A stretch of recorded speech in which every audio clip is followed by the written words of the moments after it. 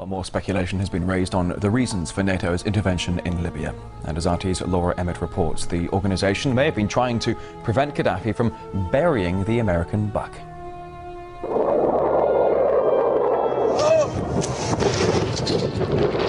According to some, it's about protecting civilians. We must not tolerate this regime using military force against its own people. Others say it's about oil. The only reason they're interested with Libya is about the oil. You think we'd be in Iraq if the major export there was broccoli?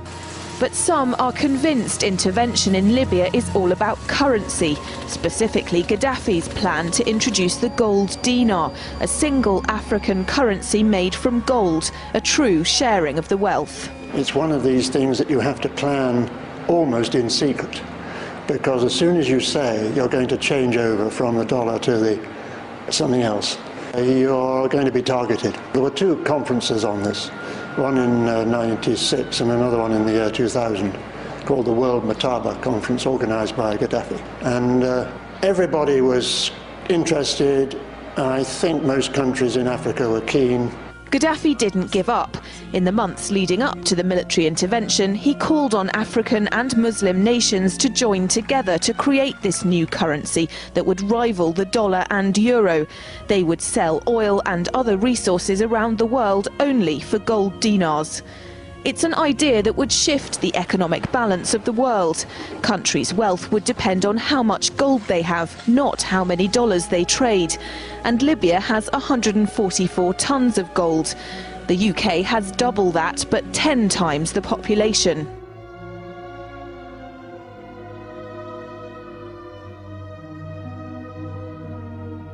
But I do have one question. During the crisis, or any time that you're aware of, has the Federal Reserve or Treasury participated in any gold swaps arrangements? The Federal Reserve does not own any gold at all. We have not owned gold since 1934. The Federal Reserve does not own any gold at all. We have not owned gold since 1934. The Federal Reserve does not own any gold at all. If Gaddafi had an intent to try to reprice his oil or whatever else the country was selling in the global markets and accept something else as a currency, or maybe launch a gold dinar currency, any move such as that would certainly not be welcomed by the power elite today who are responsible for controlling the world's central banks. So yes, that would certainly be something that would cause his immediate dismissal and the need for other reasons to be brought forth for removing him from power. It's happened before. In 2000, Saddam Hussein announced Iraqi oil would be traded in euros, not dollars. Sanctions and an invasion followed. Some say because the Americans were desperate to prevent OPEC from transferring oil trading in all its member countries to the euro. The UK's gold is kept here in a secure vault somewhere in the depths of the Bank of England. As in most developed countries, there's not enough to go around. But that's not the case in places like Libya and many of the Gulf states. A gold dinar would have given oil-rich African and Middle Eastern countries the power to turn around to their energy-hungry customers and say, sorry, the price has gone up and we want gold. Some say the US and its NATO allies literally couldn't afford to let that happen. Laura Emmett, RT, London. President Obama unequivocally putting Muammar Gaddafi on hold in a phone call to German Chancellor Angela Merkel. The president said Gaddafi was using mass violence as his only means of staying in power, that Gaddafi had lost legitimacy, and for the first time that Gaddafi should leave now. And late last night, the White House rolled out new sanctions against Libya, blocking bank accounts and freezing the assets of Gaddafi, his regime, and Senior and his children. The president had held back on calling for Gaddafi to step down until U.S. citizens were safely out of the country. Today, the president intensified the pressure. Russ. Joel Brown at the White House. Well, right now, diplomats the world over are scratching their heads on how to manage the situation in Libya. And on top of sanctions, Colonel Gaddafi now faces the possibility of a no-fly zone over his country. British Prime Minister David Cameron said he would work with his allies on preparations for such a plan and would not rule out the use of military assets. At the same time, the United States is also repositioning its naval and air forces around Libya. The BBC's diplomatic correspondent James Robbins is following that part of the story. These extraordinary pictures, apparently from the town of Misrata, suggest the scale of violence in parts of Libya as ground is fought over. And these images are thought to come from the same town, as Colonel Gaddafi's regime is squeezed both by the scale of rebellion and increasing global pressure on him to give up now. First, the diplomatic pressure. How are you? How are you? Nice to meet you. In Geneva, foreign ministers focused on newly announced European Union sanctions. They're important because 85% of Libya's energy exports are to Europe.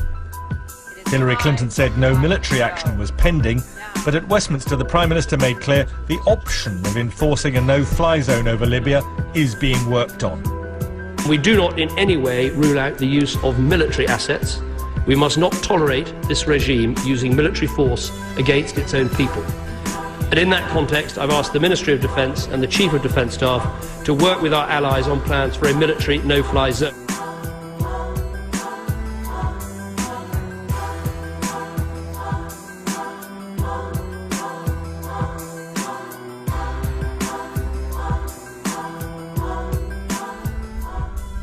Imagine what the world would be like with him in power. The idea is to try to help change the Middle East. Now look, part of the reason we went into Iraq was the main reason we went into Iraq at the time was we thought he had weapons of mass destruction. It turns out he didn't, but he had the capacity to make weapons of mass destruction. But I also talked about the human suffering in Iraq, and I also talked the need to advance a freedom agenda. And so my answer to your question is that imagine a world in which Saddam Hussein was there, stirring up even more trouble in a part of the world that had so much resentment, and so much hatred, that people came and killed 3,000 of our citizens. You know, I've heard this theory about, everything was just fine until we arrived, and then, kind of stir up the hornet's nest theory. It just doesn't hold water as far as I'm concerned. The terrorists attacked us and killed 3,000 of our citizens before we started the freedom agenda in the Middle East. They were... What did Iraq have to do with what? The attack on the World Trade Center. Nothing, except for it's part of, and nobody's ever suggested in this administration that Saddam Hussein ordered the attack. We must not tolerate this regime using military force against its own people. And in that context, I've asked the Ministry of Defence and the Chief of Defence Staff to work with our allies on plans for a military no-fly zone. But reviving an Iraq-style no-fly zone and imposing it over Libya would take time. Huge questions have to be answered first. Under whose authority would it be imposed? The UN has so far ruled out backing military action in this crisis, and NATO is only in the very early stages of considering it. But financial pressure on the Gaddafi regime will build, slowly but steadily. It's now estimated that 80% of Libya's oil fields are in rebel hands. Over time, Colonel Gaddafi will run out of cash. It's fundamentally important. There really is nothing else in the economy apart from oil, which is why I think that the international oil companies will be invited back by the next regime when it takes over. The greatest pressure on Colonel Gaddafi is internal, from his own people.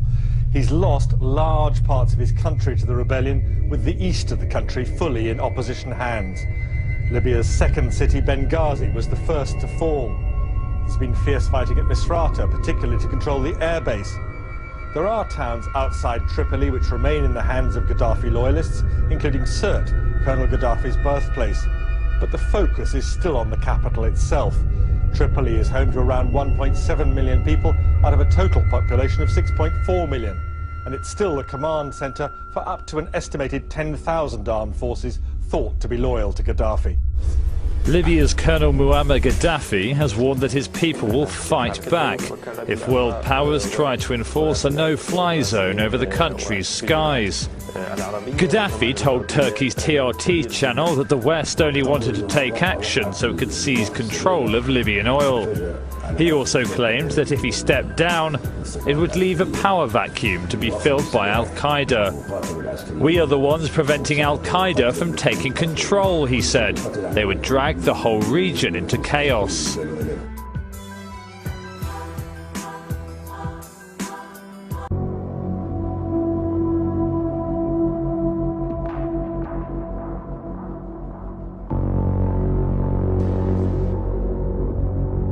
Colonel Gaddafi's first interview for Western journalists since this crisis started. He agreed to see the BBC, ABC News from the United States, and the Sunday Times. He was fairly relaxed throughout the interview, which was held in a restaurant overlooking Tripoli port. He said the UN sanctions resolution against Libya was illegitimate. And then he was asked if he'd ever leave the country. As if anyone would leave their homeland, he said. In recent years, you've had a rapprochement with Western countries. You've had important Western leaders like Tony Blair coming here. But now there are Western leaders who are queuing up to say that you should go. Do you feel a sense of betrayal about that? Of course it's betrayal, he said. They have no moral. Mr. Gaddafi said, we didn't understand the Libyan system. No, I understand the system that you have here. But internationally, you're regarded You don't as understand the system here. No. Don't say I understand. You don't understand. And the world don't understand the system here. The biblical system here. The authority of the people. You don't understand it. But how do the people show their authority then? Because some who've gone out onto the streets to protest say that your people have shot at them. No demonstration at all in the streets. أنت شفت مظاهرات? Did you see demonstrations? Yes, I have, yes. Where? I saw some today. I saw some in Zawiya. Yesterday I saw demonstrations. Are they supporting us? No, they're not supporting They us. are not against us. Some were against you and some were for No, no one against us. Against me for what? Because I am not president. They love me, all my people with me. They love me all. They will die to protect me, my people. If you say they do love you, then why are they capturing Benghazi and they say they're against you there? Why are they in... It is Qaeda, it is Qaeda, it is Qaeda, not my people, it is Qaeda. Qaeda, yes. They came from outside. So they're the people pulling down the posters and putting up the flag of the king? It's Al-Qaeda, he said. They went into military bases and seized arms, and they're terrorizing the people. The people who had the weapons were youngsters. They're starting to lay down their weapons now as the drugs Al-Qaeda gave them wear off.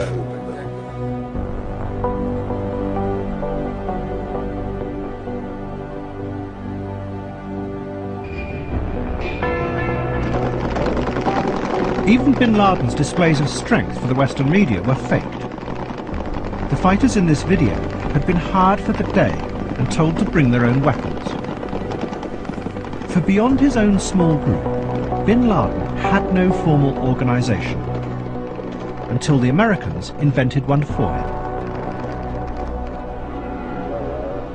The picture Al-Fadl drew for the Americans of bin Laden was of an all-powerful figure at the head of a large terrorist network that had an organized hierarchy of control.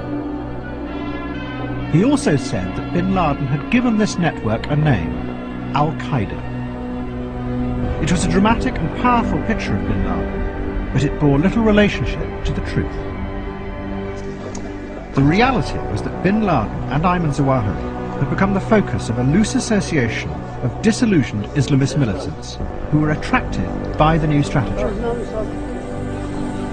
There is also no evidence that bin Laden used the term Al-Qaeda to refer to the name of a group until after September the 11th, when he realized that this was the term the Americans had given him. Anti-Gaddafi rebels freed a prison in Tripoli. Today, CNN has learned that among those liberated inmates are hundreds of men who are believed to be supporters of Al-Qaeda. They're now on the loose. The man who uncovered this story is CNN terrorism analyst Paul Cruikshank. He has been to that prison in the past, joins us live from London. Paul, give us details on just who is now free in Libya. Well, what we're hearing, Drew, is that up to 600 prisoners from this prison are believed to be pro-Al-Qaeda militants, people who were imprisoned there by Gaddafi, who've been there for several years, people who were imprisoned at the height of the Iraqi insurgency. Many of these individuals, we understand, actually tried to go to Iraq. Some of them came back from Iraq after fighting against American troops there. So there are rather large concerns at the moment about who these individuals are and what they may do in the future.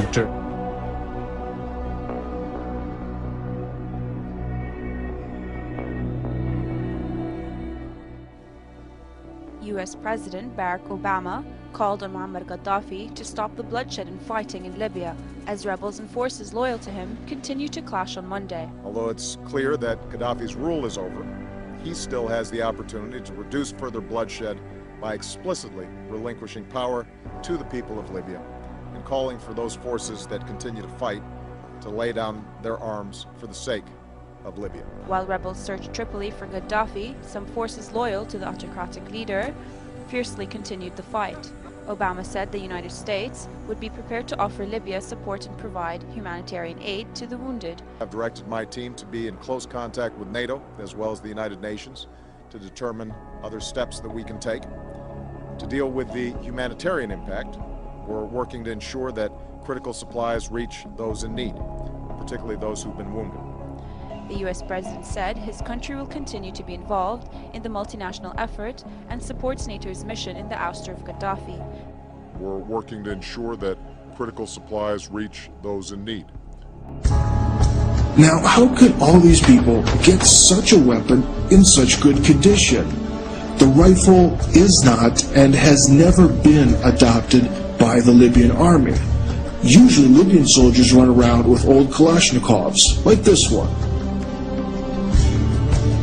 This means that the rebels could not get all of those FN, FAL rifles from military storage points. And they certainly couldn't buy them in a store.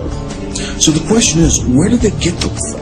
And even more importantly, how could they get the enormous amounts of ammo needed for the rifles when Gaddafi didn't have them? Libya's cash-starved rebels got a much-needed boost. Nations here signing off on promises of more than $1 billion of aid. But it's not just money the rebels want from the international community. We are asking countries to recognize the Transitional National Council as the legitimate and sole representative of the Libyan people. As you can see, these are U.S. machine guns chambered for NATO rounds. And again, they're absolutely brand new, right out of the box. Normally, machine guns don't come with their own instructors to teach you how to use them. Libya's cash-starved rebels got a much-needed boost. Nations here signing off on promises of more than $1 billion of aid. But then again, machine guns alone don't win a revolution. You need something with some real firepower. And well, here's something. This is an MP-80S man-portable air defense system. Each one of these costs big money on the black market and requires a qualified professional to maintain them. And so that's why we can see an instructor here. The guy teaching the Libyans to manage this high-tech device sure doesn't look like one of them, does he? And here we can see a joker running around with a U.S. Army pistol and a NATO Kevlar combat helmet. Now, how could he get all this? From Gaddafi's military storage? Come on. Okay, this crate is American and brand new. I think you can realize that by now. Well, we can see a lot of brand new NATO weapons.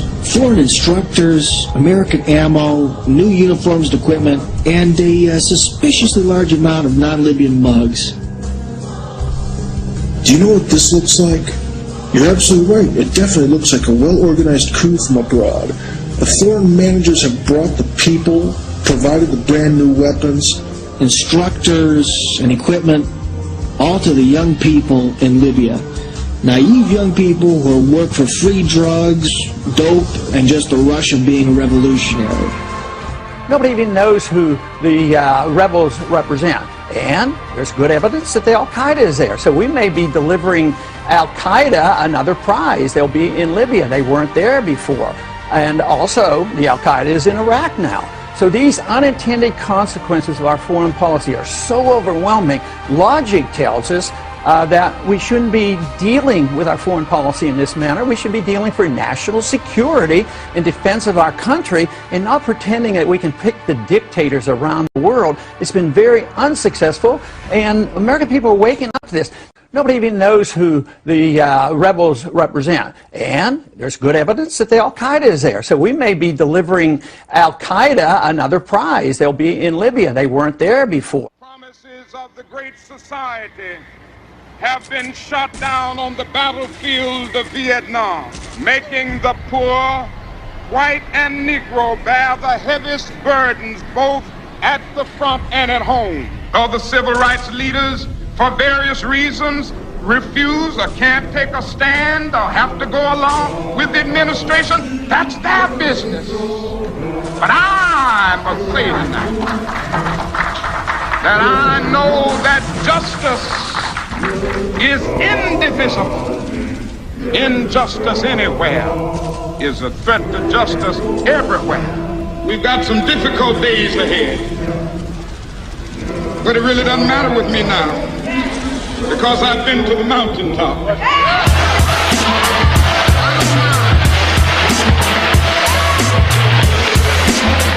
Like anybody, I would like to live a long life. Longevity has its place.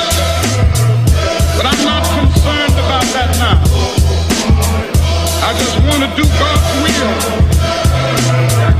And He's allowed me to go up to the mountain. I've looked over.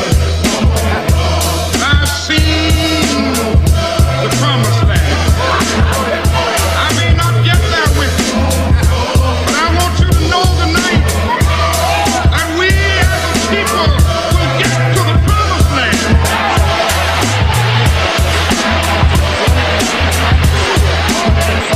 So I'm happy tonight. I'm not worried about anything. I'm not fearing any man. Mine eyes have seen the glory of the coming of the Lord.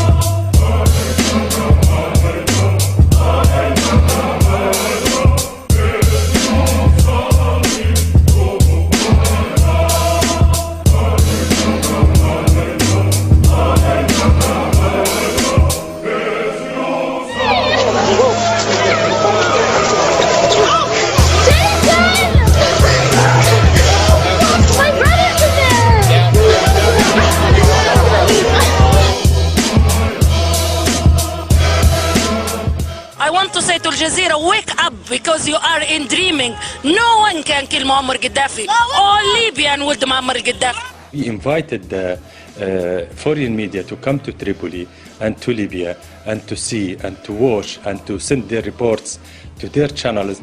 We noticed that the administration or management of their channels selected what they want from these reports and eliminate or delete what does not serve their purposes. Which is why people here are angry. Mohammed's taken a few days off from his work as an engineer to join the throngs of Gaddafi supporters in downtown Green Square. They're hiding this. They're hiding this. What's going on now? Okay, all the people are here. Just, of course, yes, just to be supportive for our leader Muammar Gaddafi. Okay, and they want to hide this. But, say analysts, it's not just what's being hidden, it's also what's actually being said. What we're getting is a pro-U.S., pro-Pentagon, one-sided picture of a situation which fills the media with the idea that there's freedom fighters involved in Libya and that there's a government regime that's been an atrocious terrorist government for the last, since 1970, roughly. This is nonsense. Here, the Jazeera, you say I'm not in Tripoli, maybe I'm in Afghanistan, maybe I'm in Iraq. The war is clearly not in Tripoli. And just as clearly, Western media has been a little too quick to write off Gaddafi. Holislia, RT, Tripoli.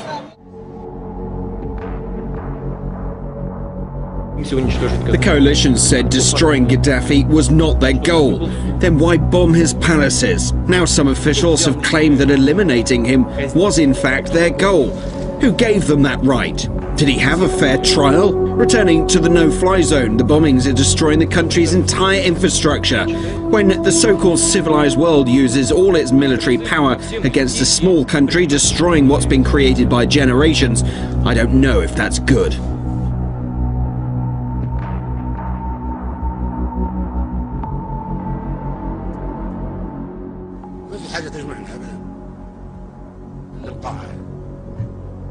تجي قوة أجنبية تحتل دولة عربية وتشنق رئيسها وإحنا نتفرج عليهم ونضحك. وليش ما نحقوا في شنق صدام حسين؟ كيف يصير حرب يشنق؟ لا تتكلموا عن سياسة صدام حسين والخلاف معاه السياسي، ممكن كلنا مختلفين سياسيين، مختلفين حتى مع بعضنا نحن الآن. قيادة عربية بالكامل تقتل تشنق في المشانق ونحن نتفرج، لماذا؟ وممكن الدور جاي عليكم كلكم. نعم. ليش أمريكا قاتلت مع صدام حسين ضد الخميني؟ كان صديقها. تشيني كان صديق لصدام حسين. رامز سلي كان وزير الدفاع الأمريكي لما كان يدمروا في العراق، صديق حميم لصدام حسين. وأخيرا باعوه وشنقوه.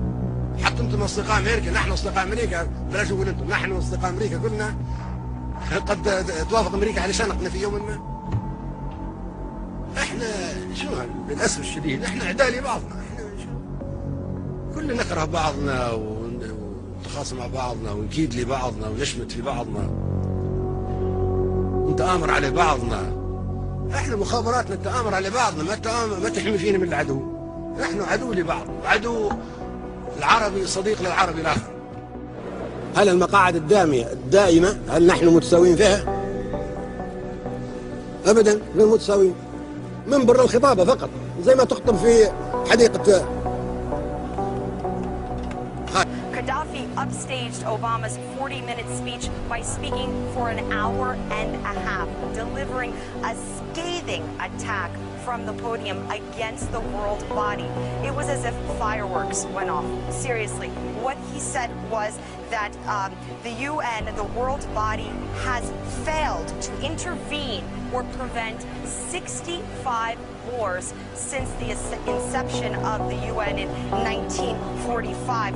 Now, as Gaddafi spoke from the podium, he was holding a copy of the UN Charter in his hands, waving it ferociously, and he was saying that the UN right now is not a democratic institution because it's really the Security Council that holds the power, particularly 5 veto-wielding members of the Security Council that hold the power. He said that the power needs to be held by the General Assembly. He said that's what would make this international body more democratic. And what he said that actually shocked everybody that was watching his speech was that the Security Council should instead be called the Terrorism Council. And we should not accept any resolution taken by the Security Council according to its composition right now. We were under trusteeship, we were colonized, we are independent, and now we are here to decide the future of the world in a democratic way that will maintain world and peace security. All people, small and big, are equals. This is terrorism, like the terrorism of the Qaeda. This is terrorism. This is in full contradictions and full intervention of the United Nations charters, and we signed that. And unless we do things in the charter of the United Nations according which we agreed, otherwise we don't speak diplomatically, we are not afraid, we are not coveting, and we were not being nice to anybody. Now we are talking about the future of the... There is no hypocrisy, no diplomacy, because it is a decisive and important vital matter.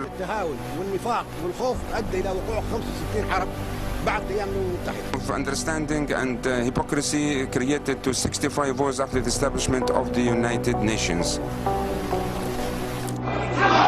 For 41 years in charge and in control, apart from a few royals, Muammar Gaddafi held power longer than anyone else, anywhere else.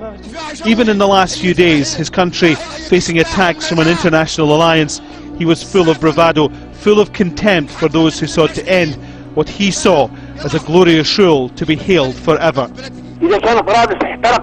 If Tripoli was to burn, like Baghdad did, why would you allow for this to happen? How can you let Tripoli, which was beautiful and safe, how can you allow for it to be a place of destruction and be set alight? This should not happen. This must not happen. And joining us to talk more about the CIA's possible role in Libya from Washington, former CIA counterterrorism analyst Michael Scheuer. Michael, thanks for being with us this morning. You're welcome. So there are reports out, again, that the CIA is on the ground in Libya, contacting and vetting the rebels. Is this setting the stage to arm them? I don't think there's any other possible reason for it. And the president clearly has sent the agency in to find out who he is supporting and to see what kind of material, human material, we would have to work with if the president decided to arm and train these people over the longer term. Yeah, and you're concerned about this prospect. You think it could become another Taliban situation for the U.S. What, in your mind, is the worst-case scenario here? Well, Libya has been very strong in sending young men or having its young men go overseas to fight in Islamic insurgencies in the Balkans, in Chechnya, Afghanistan, especially Iraq, when the height of the fighting was there. Those that don't get killed, of course, go home. And I think the core of the resistance, whatever little military ability they have, is probably made up by people elsewhere we would call mujahideen.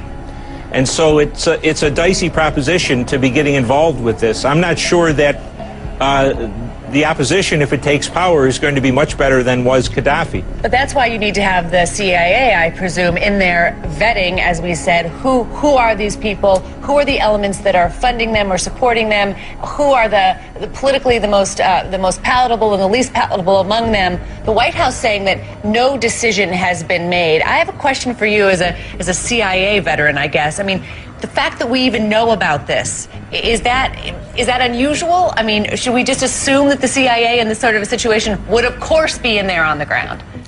What's the alternative if we don't arm the rebels and they're clearly outmanned and outgunned by Gaddafi's forces? What's the better solution here? The better solution was, as Mr. Paul said, never go at all. This was none of our business. But I think what we're seeing is the string is playing out. We threatened Gaddafi and that didn't work. There's an arms embargo and an economic embargo. That didn't work. There was a UN resolution and that didn't work. Aerial bombing has continued and has impact, but it hasn't defeated him. Now we're at the stage where we're going to try to apparently try to train and arm the resistance. That takes a long time. I don't know if we have that time against Gaddafi. What we're seeing is the president putting himself into a corner where his only option is ground troops. But that's something that is that's something that no one says that they want to do in this administration. I mean, they simply don't want to do that. They want Well, they don't. Well, the choice may come down to admitting that it was a mistake and being defeated in the sense that Gaddafi survives, or putting ground troops in. Nations are a lot like people. They don't like admitting to mistakes. And maybe they don't want to put them in, but when it comes down to looking defeat in the face, I wonder. In the Muslim world, this is Americans killing Muslims again, and it looks like it's for oil. He said, I just got this down from upstairs, meaning the Secretary of Defense's office today, and he said, this is a memo that describes how we're going to take out 7 countries in 5 years, starting with Iraq and then Syria, Lebanon, Libya, Somalia, Sudan, and finishing off Iran. You must remember, dear people of America, that whenever government wants you to think and act in a certain way that would bring justification to an action that they are already planning to make, they must make the person that they hate a boogeyman. يعني يجاوبونا على السؤال اللي حاير، لماذا العراق؟ شو السبب له؟ بن لادن عراقي. ما هو عراقي، اللي يضربوا نيويورك عراقيين، ما هم عراقيين. اللي يضربوا البنتاغون عراقيين، ما هم عراقيين. في أسلحة دمار شامل عند العراق ما عندنا. Saddam has perfected the game of cheat and retreat and is very skilled in the art of denial and deception. This is a regime that has already used poison gas to murder thousands of its own citizens on Saddam Hussein's orders. This is a man who has attacked his neighbors twice, who represses his own people. He used chemical weapons both against the Kurds and against the Iranians during the 1980s. Who is continuing to develop weapons of mass destruction. He's launched ballistic missiles against 4 of his neighbors over the years. Who's tried to assassinate a former American president. This is a man of great evil. يد عربية بالكامل تقتل تشنق في مشانق بعد تفرج لماذا؟ ما ممكن الدور جاي عليكم كلكم. نعم. ليش أمريكا قاتلت مع صدام حسين ضد الخميني؟ كان صديقها، تشيني كان صديق لصدام حسين. رامز سلي كان وزير الدفاع الامريكي لما كان يدمروا في العراق، صديق حميم لصدام حسين. واخيرا باعوه، وش نقول؟ حتى انتم اصدقاء امريكا، نحن اصدقاء امريكا، بلاش نقول انتم، نحن اصدقاء امريكا كلنا. قد توافق امريكا على شنقنا في يوم. Saddam Hussein is a homicidal dictator who is addicted to weapons of mass destruction. Intelligence sources indicate that Saddam Hussein has ordered that scientists who cooperate with UN inspectors in disarming Iraq will be killed, along with their families. The charter states that we, in the preamble, I mean, that we are, that we shall not resort to the military force unless it is a common interest. 65 wars broke out after the establishment of the United Nations and after the establishment of the Security Councils, and after this establishment, 65, and the victims are millions more than the victims of the Second World War. Are these wars and the aggressions and the force that was used, the power in the 65 was in the interest of the common interest of all of us? No, it was in the interest of one country or 3 countries or 4 countries or 1 country. What the CIA does is go into a country and move among the people that are dissatisfied to stimulate a revolt against a leader that they don't like because they want regime change. It will become anti-West again if the West's hand is seen to be meddling. And there are already indications of that. Look at the British having sent an SAS team and MI6 agents into Libya. David Cameron has been accused by some people within the government of trying to orchestrate regime change across the Arab world.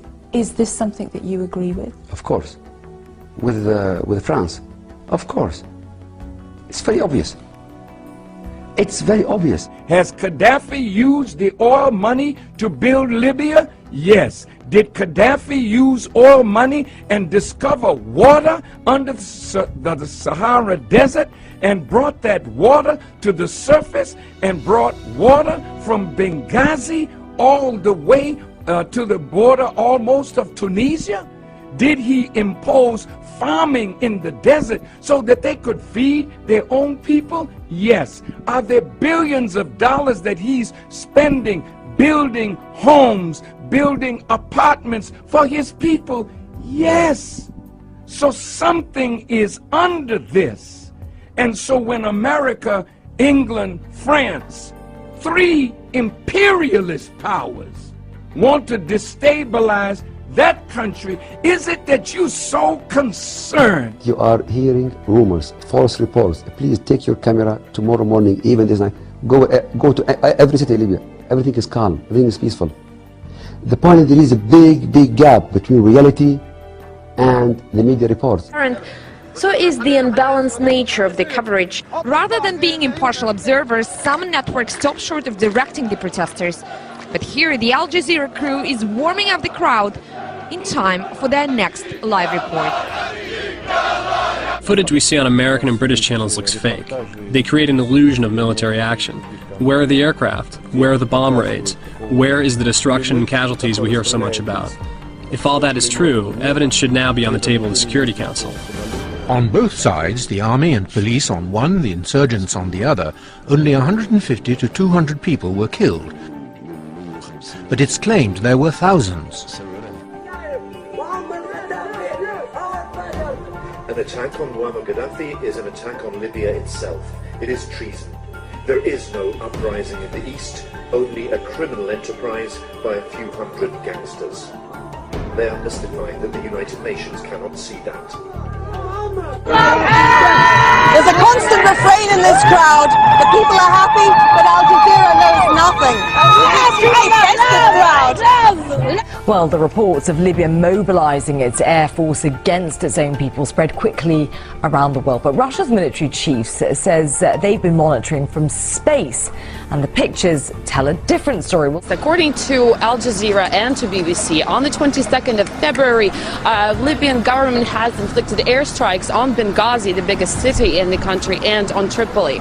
And according to Russia's military, they have not registered any of those airstrikes. According to them, the pictures show that nothing of that sort has been going on the ground. Now, the tough new sanctions and Gaddafi's increasing isolation are based on allegations that he has ordered airstrikes, bombing of civilian protesters. We have seen no evidence of that yet, and the Gaddafis strongly deny it. Are there any conditions under which you would support foreign military intervention in Libya?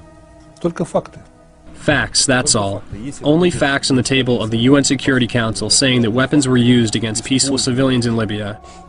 You know, we told them, the British and the French, we did challenge them. We told them, send fact-finding mission to Libya. The thing is, we don't have any facts. We have reports from the BBC, CNN, and other media featuring some machine gunner firing his machine gun in the air. At the same time, we don't see any aircraft attacking. Instead, we see people applauding the gunner for looking so cool. If there were a real aircraft attack in progress, they wouldn't be applauding. The U.S. has reportedly asked Saudi Arabia if it can supply weapons to the rebels in Benghazi. The Saudis have been told that opponents of Gaddafi need anti-tank rockets, mortars, and ground-to-air missiles to shoot down Gaddafi's fighter bombers. We say we're concerned about things happening in Libya. Please note the following. The North African cell of Al-Qaeda is also concerned about what's happening in Libya. Do you think that's a coincidence? Americans themselves have estimated that Libya, especially the eastern part of the country, which is where the rebels have reportedly gained control, is home to a large number of jihadists. They make up a fifth of world jihadists. It's enough to say that one of the rebel leaders in northeast Benghazi was once Osama bin Laden's personal driver. The question here is whether the U.S. is going to end up putting weapons in the hands of radicals and destabilizing the region even more. Anti-Gaddafi rebels are growing more confident and are now focusing on capturing Tripoli. With God's will, we will win. We're going out today for this tyrant and Zionist. With God's will, it will be his last day. This man has been investing in African development. This man has been moving throughout Africa. This man has friends all over the world. He may not be your friend, but if you take him out and kill him like he's some rotten fella that wants to kill his own people, what did you do in Waco? What did you do when your people rose up? Did you talk them out of it? No, they had weapons, you bombed them. What did you do in Philadelphia with the Move movement? Did you talk them out of their home, or did you bomb them? Let me focus on initially the issue of Libya. I want to talk about the substance of Libya, because there's been all kinds of noise about process and congressional consultation and so forth. Let's talk about concretely what's happening. I spoke to the American people about what we would do. You also took an oath, remember? You solemnly swore to preserve, protect, and defend the Constitution of the United States. I, Barack Hussein Obama, do solemnly swear that I will execute the office of President of the United States faithfully and will, to the best of my ability, preserve, protect, and defend the Constitution of the United States. You actually took it twice. Remember?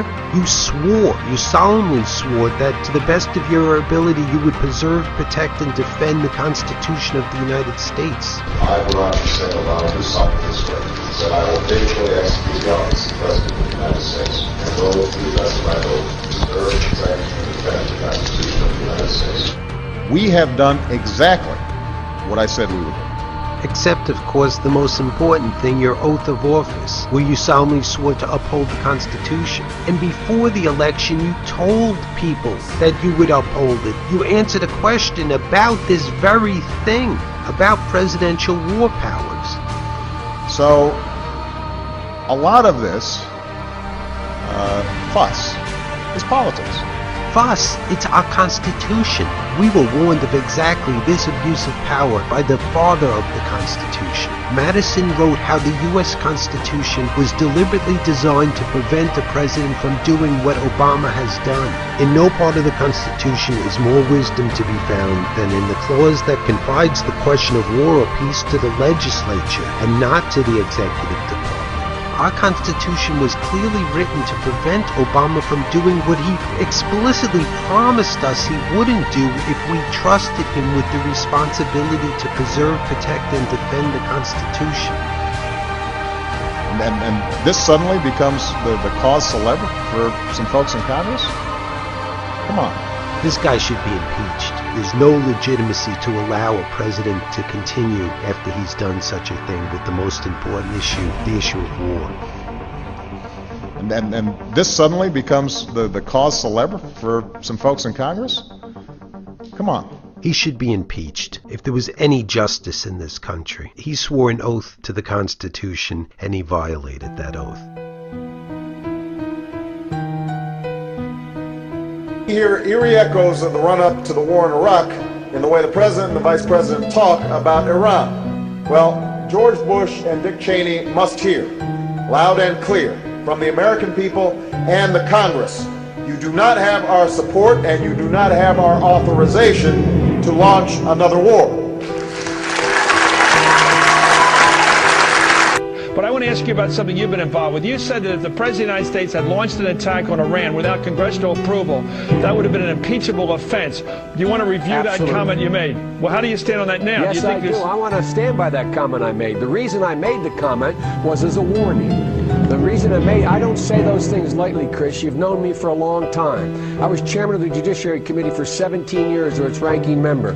I teach separation of powers and constitutional law. This is something I know. So I got together and brought a group of constitutional scholars together to write a piece that I'm going to deliver to the whole United States Senate, pointing out the president has no constitutional authority to take this nation to war against a country of 70 million people unless we're attacked or unless there is proof that we are about to be attacked. And if he does, I would move to impeach him. The House obviously has to do that, but I would lead an effort to impeach him. The reason for my doing that, I don't say it lightly. I don't say it lightly.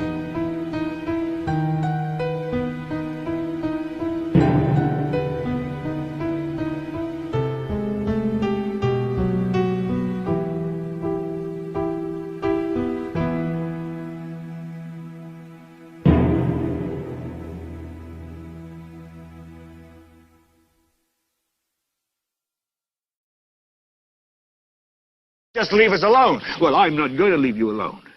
I want you to get mad. I don't want you to protest. I don't want you to riot. I don't want you to write to your congressmen because I wouldn't know what to tell you to write. I don't know what to do about the depression and the inflation and the Russians and the crime in the street. All I know is that first, you've got to get mad. You've got to say, I'm a human being. God damn it. My life has value. So, I want you to get up now. I want all of you to get up out of your chairs.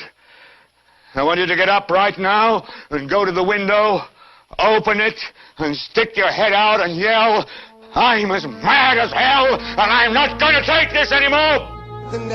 ما فيه ديمقراطية هناك، بل هناك دكتاتورية لا تختلف أبدا عن دكتاتورية هتلر أو نابليون أو موسوليني أو جنكيز خان أو اسكندر إلى آخر الطغاة. انتخابات أمريكية طلع مواطن أسود أصله من كينيا أفريقي ومسلم وكان يدرس في مدرسة إسلامية في إندونيسيا اسمه أوباما، والناس كلهم صفقوا لهذه الشخصية في الوطن العربي وفي العالم الإسلامي وفي أفريقيا، واستبشروا بخير وصفقوا له وصلوا من أجله ودعوا له بالنجاح، وربما يكونوا قد دخلوا حتى في حملات التبرع الشرعية لتمكينه من الفوز في رئاسة أمريكا. لكن فوجئنا بأن أخانا وشقيقنا الافريقي الكيني الامريكي الجنسيه يطلع بتصريحات صدمت كل مؤيديه في العالم العربي وفي افريقيا وفي العالم الاسلامي. نحن نتمنى وربما تكون هكذا ان هي مجرد زي ما يقولوا في مصر كوزيون انتخابي. هذه مناسبة انتخابية، ان كذبة انتخابية باش تعرفوا مهزلة الانتخابات، ان الواحد يكذب على الناس لكي يعطوه اصواتها، وبعد ياتي التطبيق وينجح يقولون له هو انت وعدت بكذا بكذا، يقول لا هذه دعاية انتخابية. شوفوا مهزلة، هذه ديمقراطية، لا هذه دعاية انتخابية، لكنها جد لكنها مضمون نضحك عليكم باخذ اصواتكم. ان شاء الله هي تكون هكذا مجرد دعاية انتخابية، لكن كونك هو يقول ان القدس ساعملها عاصمة الى الابد للاسرائيليين، هذا يدل على انه هو ان اخانا اوباما يشمل السياسة الدولية وما هوش مطلع على ملف الصراع الشرق الاوسط.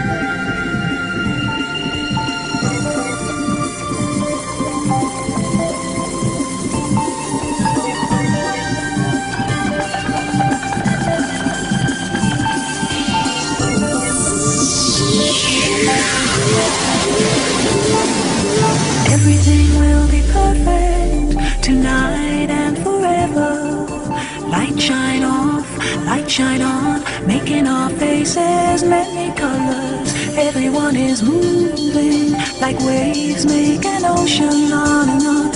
Everybody's singing, yes, this is happiness happening. La la la la la, la la la la la la la, la la la la la la la la la la, la la la la la, la la la la la la,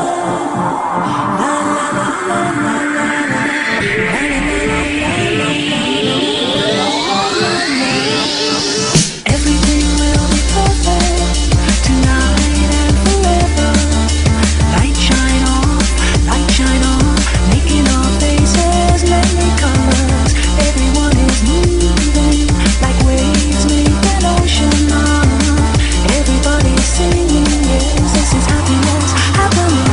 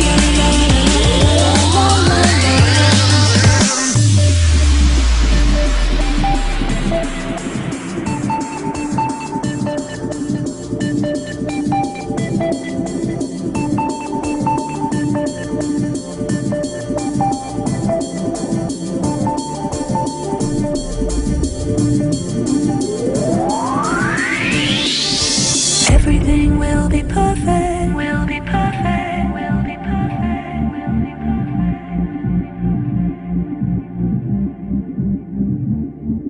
Everything will be perfect, will be perfect, will be perfect, will be perfect.